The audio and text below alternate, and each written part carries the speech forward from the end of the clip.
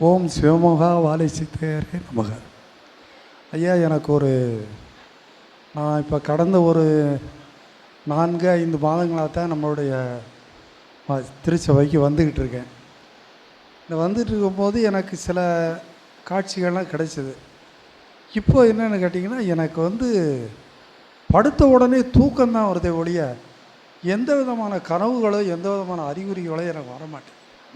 நான் அதிகாலையில் எந்திக்கிறேன், பிரார்த்தனை பண்ணுறேன், நம்மளுடைய நாமத்தை சொல்லி வழிபடுறேன். இப்போ ஆனால் எனக்கு எதுவுமே ஞாபகமே வரமாட்டேங்க சாமி.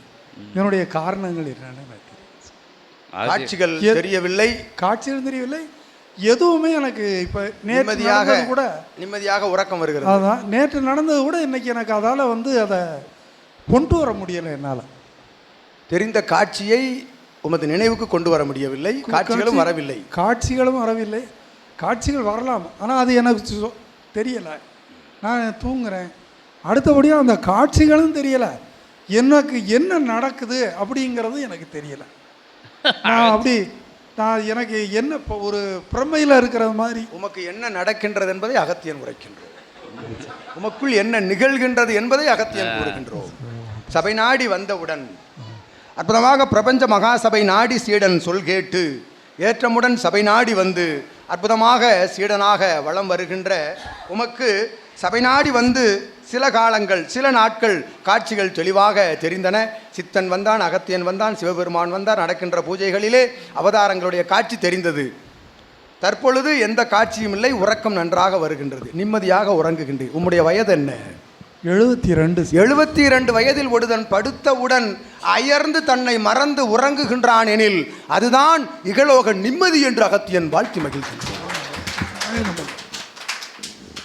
தன் கவலை நிலைகள், தன்னுடைய இகலோக துன்ப நிலைகளை எல்லாம் கடந்து எத்துணை நிலைகள் இருந்த பொழுதும் அவற்றையெல்லாம் ஓரம் ஒதுக்கிவிட்டு நிம்மதியாக ஒருவன் படுத்தவுடன் என்ன நடக்கின்றது என்பது தெரியாமல் உறங்குகின்றான் எனில் நீர் விசாரித்து பாரும், இந்த கூட்டத்தில் எத்துணை பேர் அவ்வாறு உறங்குகின்றார்கள் என்று.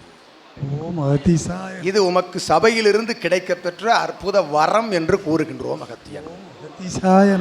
என்ன நிகழ்கின்றது உமக்குள் என்று தெரியவில்லை என்று கூறினீரே, உமக்குள் அனைத்தும் சபையில் நிகழ்கின்ற நிகழ்வுகளுக்குள் ஆதி இறை சூட்சமத்திற்குள் உன்னை அழைத்து அமர வைத்து விட்டார்கள் என்று கூறுகின்றோம் அகத்தியன். இங்க இருக்கும் சீடர்களுக்கும் தெளிவான காட்சிகளும் இருக்கும். ஒவ்வொரு நாள் தூக்கத்தில் ஒவ்வொரு தவத்தில் எப்பொழுது அமர்ந்தோம், எப்பொழுது முடிந்தது, நேரம், அந்த சைரன் அழித்து விட்டதே அது எப்பொழுது என்பதை அறிய மாட்டார்கள். அவர்கள் அறியாமல் தவம் முடிவடைந்து விடும் எனில் அவர்கள் ஆதி சூட்சமத்திற்குள் அழைத்து செல்லப்பட்டார்கள் என்று கூறுகின்றோம். அது உனக்குள் நிகழ்ந்து கொண்டிருக்கின்றது. நிம்மதியாக எகலோகத்தில் வாழ்ந்து சபையிலே அற்புதமாக உன்னால் இயன்ற பணிவிடைகள், உன்னால் இயன்ற நீர் சந்திக்கின்ற அத்துணை மாந்தர்களிடமும் சபை பற்றி உரையாடுவது உமக்கு கொடுக்கப்பட்ட ஆகமம் என்று அன்றே அகத்தியன் உரைத்தோம். இதுகாரும் நடந்து வந்த அற்புதமான நாட்கள் இனிவரும் காலங்களில் நிம்மதியான சுகவாழ்வு பெற்று உமது இல்லமதிலே இல்லத்தார்கள் அனைவரோரும் இழைந்து சுகமாக வாழ அகத்தியன் நல்லாசி வழங்கி மகிழ்கின்றோம்.